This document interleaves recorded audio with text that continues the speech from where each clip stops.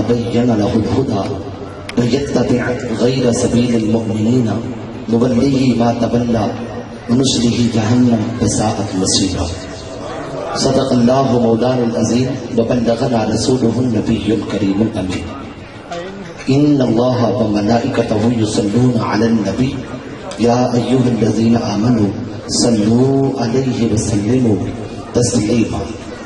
تمام دوست محبت کے ساتھ ایک دفعہ رسول پاک علیہ السلام کی بارگاہ میں عقیدت کے سبحان الصلاۃ والسلام علیک یا سیدی یا رسول اللہ وعلی آلک وصحبک یا سیدی یا سید العالمین. حمد و صلاۃ کے بعد صاحب صدر گرامی قدر حضرت قبلہ پیر سید رضا حیدر شاہ صاحب بخاری زیدہ مجدہ، دیگر زیبکار علماء کرام، زیبکار سنیوں، عاشقوں، آقا علیہ السلام کے غیور غلاموں اور عظیم مسلمانوں، لائے گئے صدحہ مبارکباد ہیں اہل انتظامیہ کی جن کی محنت، کاوش اور جد و جہد سے آج ہم سب کو بارگاہ خدا بندی میں اور بارگاہ مصطفی میں حاضری لگوانے کا موقع فراہم ہوا. دعا گو ہوں اللہ رب العزت ان کی یہ محنت، یہ کاوش، یہ جد و جہد اپنی بارگاہ میں قبول و منظور فرمائے.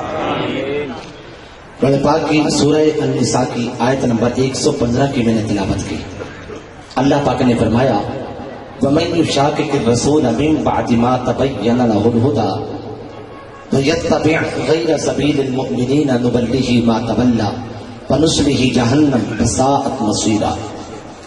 کہ جو شخص رسول پاک صلی اللہ علیہ وسلم کی مخالفت کرے اور مومنین کے راستے سے ہٹ کے چلے تو پھر ہم اس کو پھیر دیں گے اسی طرف جس کی طرف وہ پھر چکا، اور ہم اس کا ٹھکانہ جہنم بنائیں گے، اور جہنم کیا ہی بری جگہ ہے پلٹنے کی.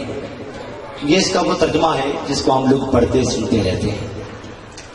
یہاں سب سے پہلی بات جو قابل توجہ وہ یہ کہ اللہ پاک نے فرمایا وَمَن يُشَاقِقِ الرَّسُولَ مِن بَعْدِ مَا تَبَيَّنَ لَهُ الْهُدَى.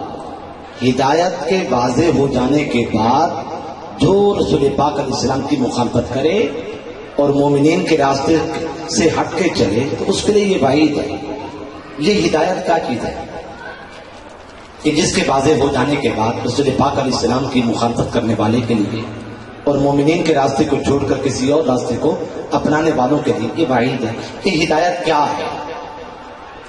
عام طور پہ ترجمہ کرنے والے اس کا ترجمہ یوں کرتے ہیں کہ حق و باطل کے واضح ہو جانے کے بعد جو رسول پاک علیہ السلام کی مخالفت کرے، یا کوئی ترجمہ یوں کرتا ہے صراط مستقیم کے آ جانے کے بعد جو رسول پاک علیہ السلام کی مخالفت کرے تو اس کے لیے یہ وعید ہے. مگر سامعین محترم یہاں لفظ ہدایت استعمال نہیں، یہاں لفظ ہدا استعمال ہوا. وَمَن يُشَاقِقِ الرَّسُولَ مِن بَعْدِ مَا تَبَيَّنَ لَهُ الْهُدَى. ہدا کا لفظ استعمال ہوا ہے اور قرآن پاک میں لفظ ہدا جو ہے خاص معنی کے لیے موضوع ہے، خاص معنی کے لیے مستعمل ہے. جیسے اللہ پاک نے فرمایا